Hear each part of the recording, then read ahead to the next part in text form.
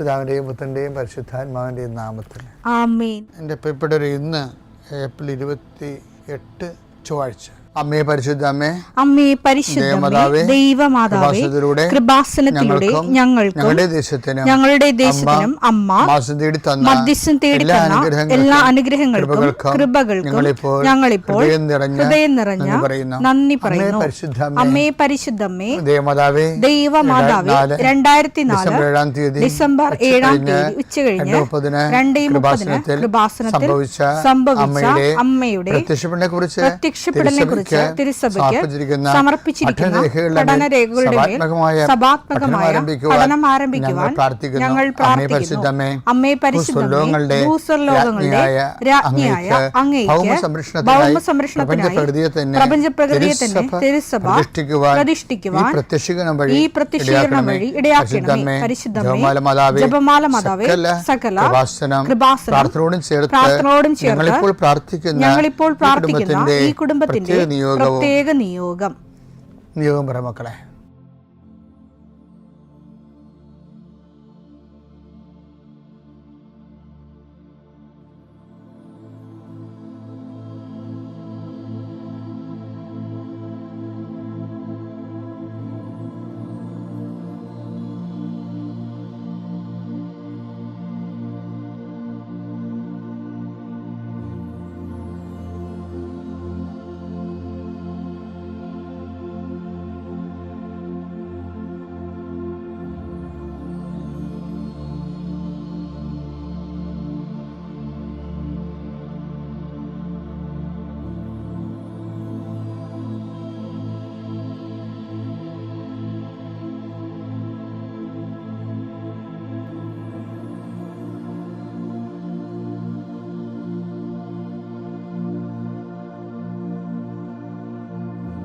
അമ്മയുടെ പ്രത്യക്ഷീകരണത്തിന്റെ ഈ അനുഗ്രഹവേളയിൽ ഞങ്ങൾക്ക് സാധിച്ചു തരുവാൻ കനിയണമേ.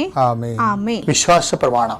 സർവശക്തനായ പിതാവും ആകാശത്തിന്റെയും ഭൂമിയുടെയും സൃഷ്ടാവുമായ ദൈവത്തിൽ ഞാൻ വിശ്വസിക്കുന്നു. അവിടുത്തെ ഏകപുത്രനും ഞങ്ങളുടെ കർത്താവുമായ ഈശോ മിശിഹായിലും ഞാൻ വിശ്വസിക്കുന്നു.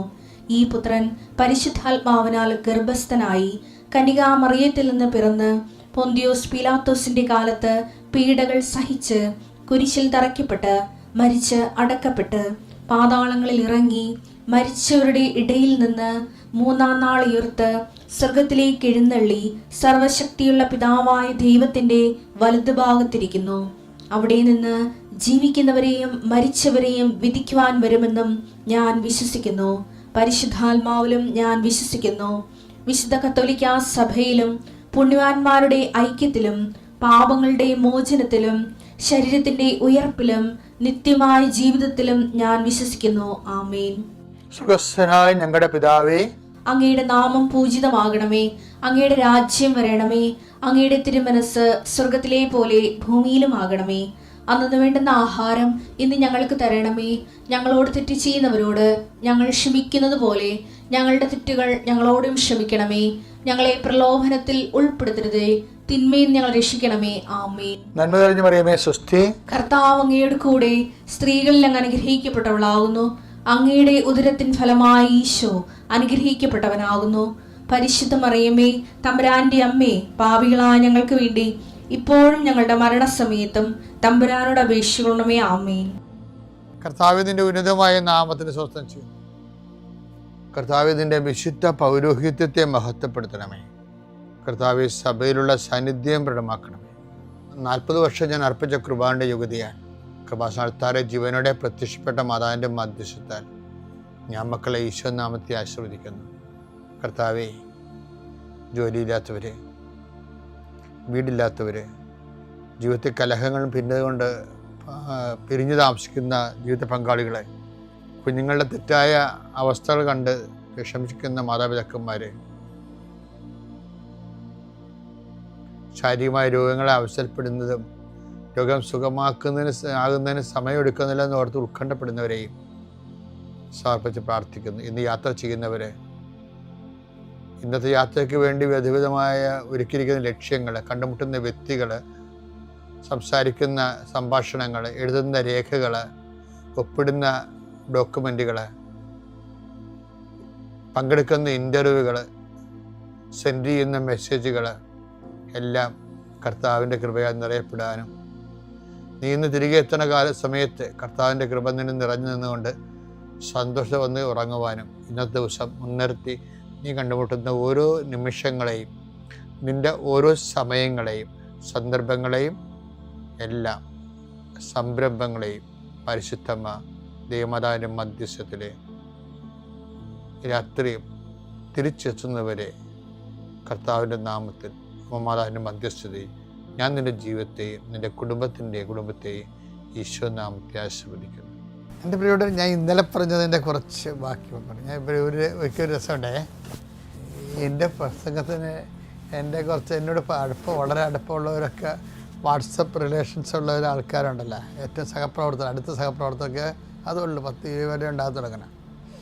അപ്പോൾ അവർ ചിലരൊക്കെ ഇത് ഈ ഡെയിലി ബ്രെഡ് കൂടുന്നുണ്ട്. അപ്പോൾ ഒരാൾ കൂടുതൽ പറഞ്ഞേ, അച്ഛൻ്റെ ജീവിതാനുഭവങ്ങൾ കേൾക്കാൻ നല്ല രസമാണെന്നത്. ഇപ്പം ഞാൻ ഇന്നൊരു ജീവിതാനുഭവം പറയാൻ പോയി.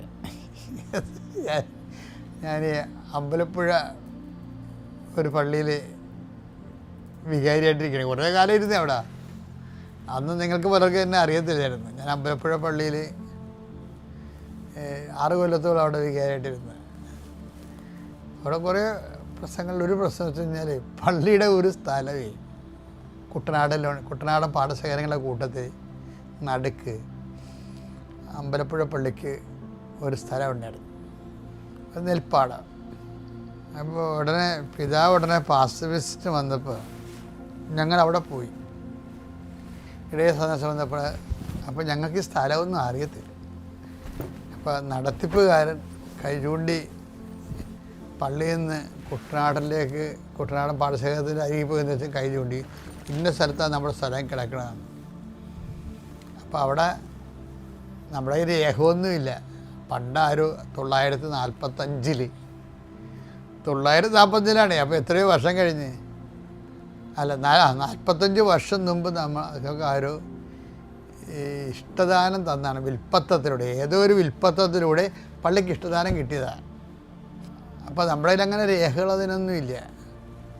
പക്ഷേ എന്ത് സംഭവിച്ചു കഴിഞ്ഞാൽ, അപ്പോൾ ഞാനുണ്ട്, പിതാവുണ്ട്, ശിവൻ അത്തിപ്പുഴ പിതാവ്, ഇന്നത്തെ ട്രസ്റ്റികളുണ്ട്. അപ്പോൾ എനിക്ക് ഏറ്റവും എൻ്റെ റൈറ്റ് ഹാൻഡായിട്ട് നടക്കുന്ന ഒരു ട്രസ്റ്റിയുണ്ട്, കുഞ്ഞുമോൻ ചേട്ടൻ എന്ന് പറയും.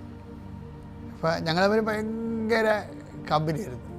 ഇപ്പം ഇല്ല, കർത്താവിൻ്റെ അടുത്തൊക്കെ പോയി. അപ്പോൾ ഞങ്ങൾ തന്നെ പ്ലാനിട്ട് നമുക്ക് പ്രാർത്ഥിക്കാം, എപ്പോഴെങ്കിലും ഇതിനൊരു സമാധാനം ഉണ്ടാവും. നമ്മൾ നല്ല 5-6 ഏക്കറുണ്ട്, ചെറിയ ഏക്കർ, കുട്ടനാട്ടിൽ 5-6 ഏക്കർ സ്ഥലമാണ്. അപ്പോൾ ഞാൻ ഇത് എൻ്റെ ജപമാലയുടെ സമയത്ത് അപ്പോൾ എനിക്കും വേറെയും കുറേ വിഷയങ്ങൾ അവിടെ ഉണ്ടായിരുന്നു. ജനങ്ങളെല്ലാം നമ്മൾ അവിടെ ഇടവകയൊന്നും ആളൊന്നും ഇല്ലാഞ്ഞിട്ട് നമ്മൾ പീറ്റർ പിതാവിൻ്റെ കാലത്ത് സ്ഥലം വാങ്ങിച്ചിട്ട് 2.5 ഏക്കർ സ്ഥലം അമ്പലപ്പുഴ ടൗണിൽ വാങ്ങിച്ചിട്ട് നമ്മുടെ ആൾക്കാരെ പലയിടത്തുനിന്നും വീടില്ലാത്തവരെ കൊണ്ടുപോയി അവിടെ വീട് കെട്ടിക്കൊടുത്ത് താമസിപ്പിക്കുകയാണ്. അത്രയും ഭയങ്കര പേഴ്സ പ്രവർത്തനം അവിടെ നടത്തിയത്. പക്ഷെ അങ്ങനെ കൊടുത്തപ്പോൾ എല്ലാവരും കൊടുത്തു, എല്ലാ ജാതിക്കാരും കൊടുത്തു. അവരാരും നമുക്ക് ക്രിസ്ത്യാനിയാക്കാൻ വേണ്ടി കൊടുത്തതല്ല. അത് ക്രിസ്തു നമ്മളോട് പറഞ്ഞിട്ടുണ്ട്, നിങ്ങൾ സ്വർഗസ്ഥനായ ഞങ്ങളുടെ പിതാവേ എന്ന് നമ്മൾ പ്രാർത്ഥിക്കുകയും പ്രവർത്തിക്കുമ്പോൾ മറ്റുള്ളവരത് അതിനകത്ത് ആനുകൂല്യം കൂട്ടാതിരിക്കുകയും ചെയ്യുമ്പോൾ കള്ളത്തരമല്ലേ. അതുകൊണ്ട് ക്രിസ്ത്യാനികൾ ആർക്കെങ്കിലും കൊടുക്കുന്നുണ്ടെങ്കിൽ അത് മതം മാറ്റാൻ വേണ്ടിയൊന്നുമല്ല. അത് ഈ സ്വർഗസ്ഥനായ ഞങ്ങളുടെ പിതാവേ എന്ന് വെക്കുമ്പോൾ എല്ലാവരും ദൈവത്തിൻ്റെ മക്കളായതുകൊണ്ട് നമ്മൾ ഇവിടെ പങ്കുവെക്കുമ്പോൾ അവിടെ പകർച്ച കൊടുക്കും. അങ്ങനെ പല ഹൈന്ദവ സഹോദരങ്ങൾക്കും മുസ്ലിം സഹോദരങ്ങൾക്കും ആലപ്പുഴ രൂപത അമ്പലപ്പുഴ ഇടവകയിൽ സ്ഥലവും വീടും വാങ്ങിച്ചു കൊടുത്തിട്ടുണ്ട്. മുസ്ലിംസിലുണ്ട്. ഞാൻ അവിടെ പോകണതാണ്, അവിടെ സന്ദർശിക്കാനൊക്കെ പോകണതാണ്. പലപ്പോഴും നമ്മൾ ഓർക്കണം. ഇപ്പം നിങ്ങളിപ്പോൾ ഈ FCRI എന്നൊക്കെ പറഞ്ഞപ്പോൾ കേട്ടപ്പോൾ ഭയങ്കരമാണ്ട് ക്രിസ്ത്യാനിക്ക് മലമുറത്തെ കാശ്. ക്രിസ്ത്യാനി ചെയ്യണേ എന്താണ് ശരിക്കും പറഞ്ഞാൽ ഇതുപോലുള്ള ജോലിയാണ് ചെയ്യണത്. ഇനി FFA എന്ന് പറഞ്ഞൊരു സംഘടനയുണ്ട്, അതും ഞാനത് കൈകാര്യം ചെയ്തിട്ടുള്ളതാണ്. അതും ആർക്കാണ് കൊടുക്കുന്നത്? ക്രിസ്ത്യൻസിനും കൊടുക്കും, ഹിന്ദുസിനും കൊടുക്കും, മുസ്ലിംസിനും കൊടുക്കും. അത് ഫാമിലി FFA ഫാമിലി അസോസിയേഷന് വേണ്ടിയുള്ള സംഭാവനയാണ്. ഇപ്പോൾ ക്രിസ്ത്യാനിക്ക് എന്തെങ്കിലും കിട്ടിയാൽ എല്ലാവർക്കും അത് കിട്ടും. അത് പഠിത്തമായാലും കോളേജായാലും ഇതുപോലെയുള്ള സഹായമായാലും കിട്ടും. അപ്പം അത് ഞങ്ങൾക്ക് അങ്ങനെ അങ്ങനെ നിന്നാൽ മാത്രമേ ഞങ്ങളുടെ ജീവിതം ദൈവത്തിൻ്റെ സുവിശേഷ വിഹിതമാകത്തുള്ളൂ.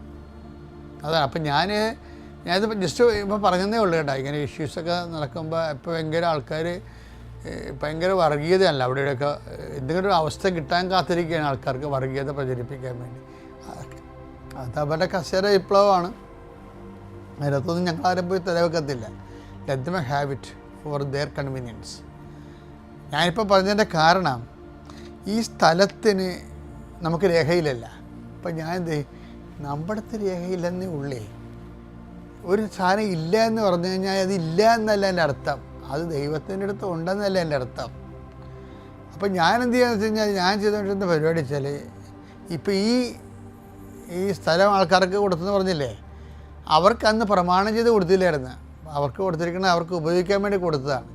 അപ്പോൾ 10-14 കൊല്ലം കൊടുത്തു. അപ്പം ഞാൻ ചെന്നപ്പോൾ എല്ലാവരും വന്ന്, ഞാനീ പ്രാർത്ഥനക്കാരനൊക്കെ കാരണം ഒറ്റയടിക്ക് മറുപടി പറയത്തില്ല. അച്ഛൻ അതിനെക്കുറിച്ച് അച്ഛൻ്റെ ഒരു ഹ്യൂമാനിറ്റേറിയൻ കൺസെപ്റ്റ് ഉണ്ടാകുമല്ലോ വിചാരിച്ചിട്ട് ആൾക്കാർ ഞാൻ ചെന്നപ്പോൾ എൻ്റെ അടുത്ത് തോന്നുന്നു, അച്ഛാ ഞങ്ങൾക്ക് പഞ്ചായത്തിൽ നിന്ന് ഒരു ആനുകൂല്യം കിട്ടണില്ല അച്ഛാ, ഒരു സെപ്റ്റി ടാങ്ക് പോലും ഞങ്ങൾക്ക് റിപ്പയർ ചെയ്യാൻ പറ്റണില്ല അച്ഛാ.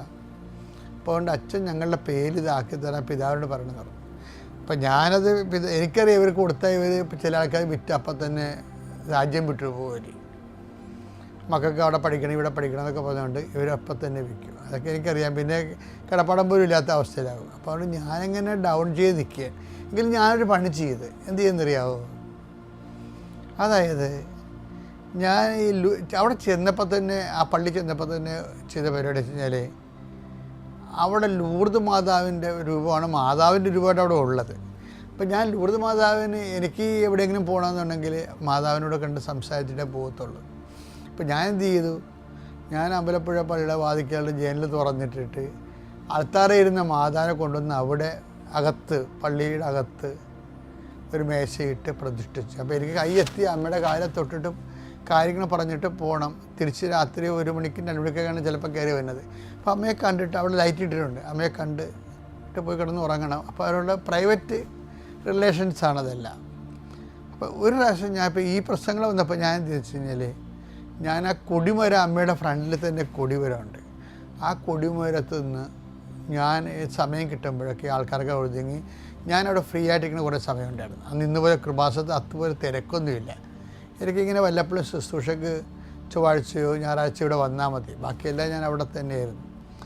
അപ്പം ഞാൻ കൊടിമരത്തെ വന്നിരുന്ന് കൊന്തയില്ലും, എന്നിട്ട് പിന്നീട് കൊടിമരത്തെ നിന്ന് മുട്ടിട്ട് നിരങ്ങി അമ്മയെടുത്ത് ചെല്ലും. മുട്ടിട്ട് നിരങ്ങി അമ്മ അപ്പുറം മണമൊന്നും കാണുന്നില്ല, രേഖകളൊന്നുമില്ല, എന്താ നമ്മുടെ സ്ഥലമായിരുന്നത്, കൈവിട്ട് പോയൊരു വിഷമമുണ്ട് എന്നൊക്കെ നമ്മൾ പറയും. അപ്പോൾ കുറച്ച് കഴിഞ്ഞപ്പോൾ സാബു എന്ന് പറഞ്ഞ് ഇതുപോലെ ഒരു സഹപ്രവർത്തനമുണ്ട്, ആ ഇല്ലിച്ചലയുള്ളതാണ് മോനിച്ചൻ സാബു. അപ്പോൾ സാബു ഒരിക്കൽ ഓടി വന്ന് എൻ്റെ അടുത്ത് പറഞ്ഞാൽ, അച്ഛാ നമ്മളുടെ ആ സ്ഥലത്തില്ലേ കുട്ടനാട്ടിലെ, അവിടെ വേറെ ഒരു പാർട്ടി അവിടെ വിതക്കണം എന്ന് പറഞ്ഞു. അവരൊരു 2-3 ഏക്കർ നേരത്തെ അവിടെ നിന്ന് കയ്യേറി എടുത്തിട്ടുണ്ട്, ഇതിപ്പോൾ അടുത്ത കൂടി വിതയ്ക്കണം എന്ന് പറഞ്ഞു. അപ്പോൾ ഞാനുടനെ ഒരു നീട്ടിപ്പിടിച്ച് കത്തെഴുതി പിതാവിന് കൊടുത്ത്, എന്തെങ്കിലും രേഖ ഉണ്ടെങ്കിൽ പിതാവ് തരണമെന്നും പറഞ്ഞു ബിഷപ്പ് ഹൗസിൽ. അപ്പം ദൈവത്തിൻ്റെ അനുഗ്രഹം കൊണ്ട് പിതാവിന് വിൽപ്പത്തത്തിൻ്റെ ഒരു പേജ് ഫോട്ടോസ്റ്റാറ്റ് കിട്ടി. അത് കണ്ണായ ഒരു പേജ്, പണ്ടെങ്ങാട് കൊടുത്താലേ അതിൻ്റെ ഫോട്ടോസ്റ്റാറ്റാണ് വിൽപ്പത്തത്തിൻ്റെ. അപ്പോൾ അതുകൊണ്ട് അത് ഉടനെ വക്കീലിന് കൊടുത്തു. ബിഷപ്പ് ഉടനെ വക്കീലിനെ വിളിപ്പിച്ച് വക്കീലിന് കൊടുത്തു.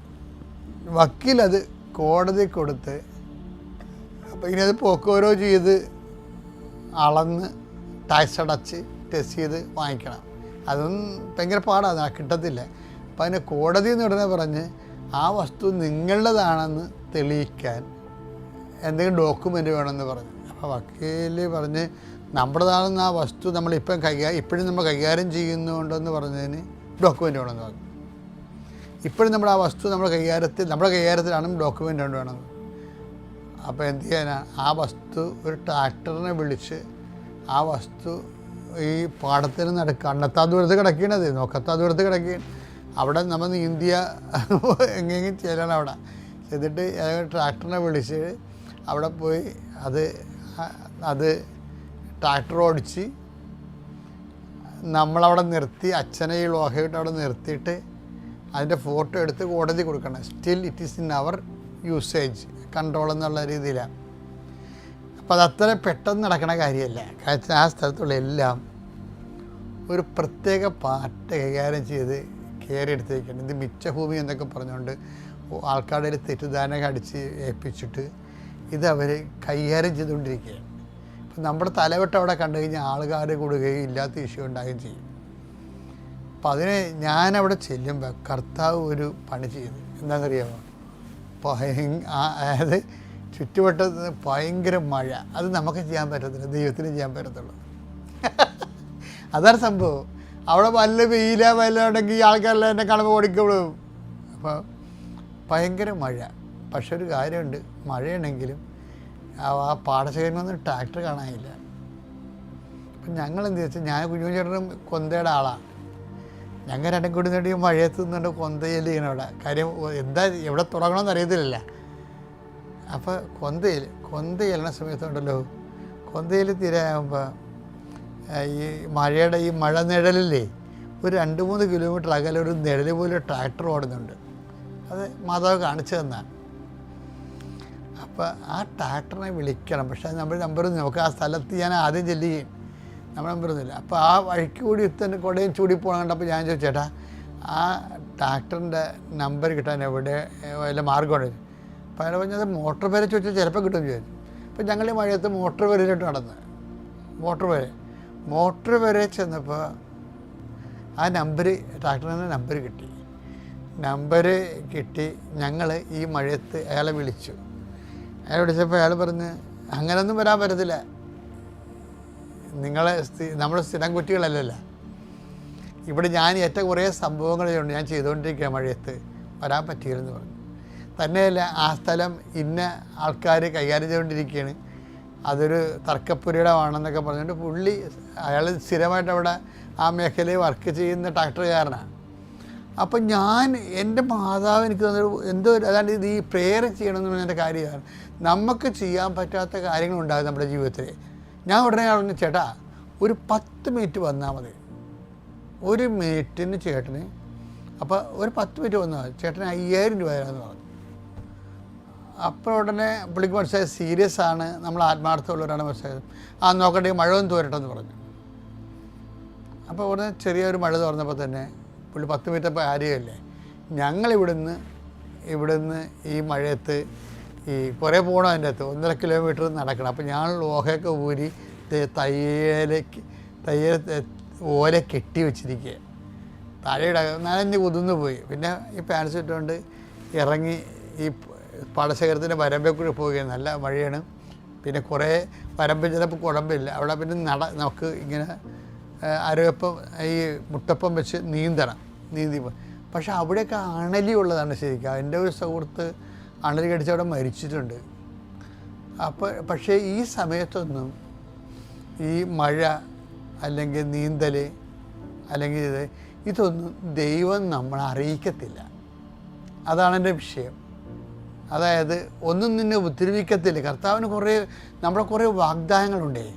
നിങ്ങളെ സർപ്പങ്ങൾ നമ്മൾ ഇന്നലെ കണ്ടില്ലേ, നിങ്ങളെ സർപ്പങ്ങളെ കയ്യിലെടുക്കും, നിങ്ങൾ ഉപദ്രവിക്കത്തില്ലെന്ന് പറഞ്ഞ പോലെ തന്നെ ഇങ്ങനെയുള്ള നെഗറ്റീവ് ഒന്നും, അതാണ് ഞാൻ ഇന്ന് പറഞ്ഞത്, അത് ദൈവം ഇങ്ങനെ ബ്ലോക്ക് ചെയ്ത് കളയും. നമ്മൾ ആ സമയത്ത് അണലിയെക്കുറിച്ച് ചിന്തിക്കണില്ല, മഴയെക്കുറിച്ചോ വെള്ളത്തെക്കുറിച്ചോ നമ്മൾ വീഴുമോ അങ്ങനെ ഒന്നും ചിന്തിക്കണില്ല. അപ്പോൾ നമ്മളെ ചിന്തിപ്പിക്കാതെ, നെഗറ്റീവ്സ് ഒന്നും ചിന്തിപ്പിക്കാതെ ദൈവം മാരകമായി എന്ത് കഴിച്ചാലും നിനക്ക് ഒരു ഉപദ്രവം ഉണ്ടാകത്തില്ലെന്ന് പറഞ്ഞില്ലേ. ഈ മാരകമായി ഒന്നും നമ്മളെ കഴിപ്പിക്കാൻ പോലും ദൈവസാധനത്തെക്കുറിച്ച് ഓർപ്പിക്കാതെ നമ്മൾ സ്പോട്ടിൽ ചെല്ലുകയാണ്. അതാണ് ഈ പ്രാർത്ഥന ഗുണം. അപ്പം നിങ്ങൾ എപ്പോഴും നമ്മൾ ശ്രദ്ധിക്കേണ്ടത്, ഒരു വിഷയം ഉണ്ടാകുമ്പോൾ പ്രാർത്ഥിക്കണമല്ല. പ്രാർത്ഥന ഒരു ജീവശ്വാസം പോലെ കണ്ടിന്യൂസ് ആയിട്ട് തന്നെ ജീവിതത്തിൻ്റെ ഒരാളായിട്ട് മാറിയാൽ ഇതുപോലെയുള്ള സമയം വരുമ്പോൾ ദൈവത്തിൻ്റെ സ്വഭാവം കാണിക്കും. എന്താണ്?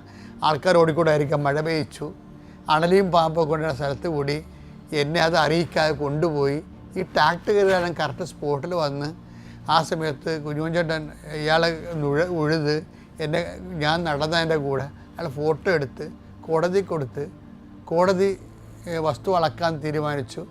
അളന്നു കഴിഞ്ഞപ്പോൾ നമ്മുടെ രേഖ കൊണ്ട് കാര്യം കോടതി അത് പോക്കുവരെ ചെയ്തിരുന്നു. അപ്പോൾ അവിടുന്ന് നമുക്ക് ആദ്യം അനുവാദം കിട്ടിയിരുന്നു. നമ്മുടെ രേഖ കൊണ്ട് പിന്നെ അളവിൻ്റെ പ്രശ്നത്തിലേ ഉള്ളൂ കുഴപ്പം വരുന്നത്. അപ്പം അതിന് അളവ് വെച്ചു. അപ്പോൾ പെട്ടെന്ന് കാര്യം ഇപ്പം ഇത് ശരിക്കും പറഞ്ഞാൽ നടക്കാത്ത കാര്യമാണ്. പക്ഷെ നമ്മളെപ്പോഴും നിങ്ങൾ ഈ നടക്കാത്ത കാര്യം എന്ന് പറയുമ്പോൾ ഒന്ന് അത് നടക്കത്തില്ലെന്നല്ല, ദൈവത്തിനെ കൊണ്ട് നടക്കും. എങ്ങനെയാണ് ഇപ്പം നമുക്കെന്താ വിചാരിക്കണേ?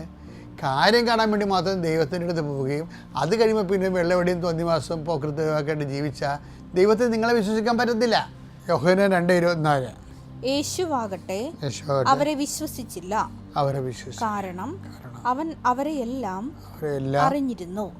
മനുഷ്യനെ പറ്റി ആരുടെയും സാക്ഷ്യം അവൻ ആവശ്യമായിരുന്നില്ല. മനുഷ്യനിലുള്ളത് എന്താണെന്ന് അവൻ വ്യക്തമായി അറിഞ്ഞിരുന്നു. ദൈവത്തിനെ വിശ്വസിപ്പിച്ചെടുക്കണം. അതാണ് ഏറ്റവും ജീവിതത്തിൻ്റെ ഏറ്റവും പ്രധാനപ്പെട്ട ബുദ്ധിപരമായ ജീവിതം എന്ന് പറയുന്നത്. നമ്മൾ ദൈവത്തിനെ ആശ്രയിക്കുന്നു, ദൈവത്തിനെ കൊണ്ട് ജീവിക്കുന്നു. അത് ആ ദൈവത്തിൻ്റെ ആനുകൂല്യത്തിന് വേണ്ടിയല്ല, അത് ദൈവത്തിന് വേണ്ടി മാത്രമാണെന്ന് പറഞ്ഞുള്ള ഒരു റിലേഷൻസ് നർച്ചർ ചെയ്ത് രൂപപ്പെടുത്തിയെടുത്താൽ നമുക്ക് ലോകത്തെ ജയിക്കാൻ പറ്റും. ഇതുപോലുള്ള എല്ലാ ജീവിത പ്രശ്നങ്ങളെയും പിതാവിൻ്റെയും പുത്രൻ്റെയും പരിശുദ്ധാത്മാവിൻ്റെയും നാമം